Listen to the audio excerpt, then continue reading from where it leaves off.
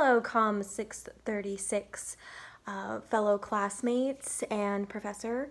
So today I'm going to talk about the my technology self-assessment paper, which is for me about social media communication technology. So for my social media, in my personal life, what I use it the most for is to interact with my friends and my family, but also to keep in touch with their daily lives, especially in a time during COVID-19. Having used to these platforms and this technology has helped me to be more in connection with those around me without being physically present with them. It's been hard, as you know, ever since COVID-19 has really come to the US since March and has continued to spread and, cause a lot of changes within our lives.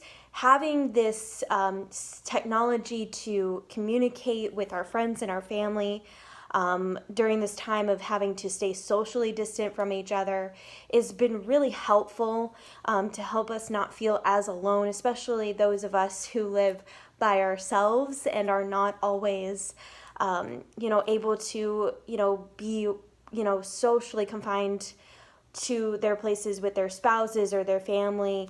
As somebody who lives by myself, I have to just, be by myself. And when the lockdown was first taking place and I wasn't able to see anybody, having that outlet to communicate with other people and find out what's going on in their lives through social media was very helpful. But so there's a lot of positive effects into that.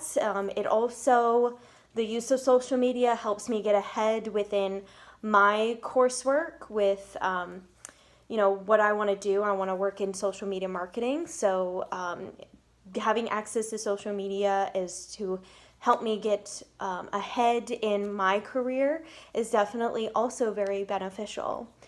Now, that doesn't mean that there isn't also some negative effects to social media technology that it has on my life. Sometimes I find myself when I'm alone or sometimes just hanging out with somebody just one-on-one and we're hanging out at their house, I find myself wanting to constantly check on my phone at my social media platforms, I guess as a way to feel connected, or it's just an anxious tick that has now become a habit in my daily life.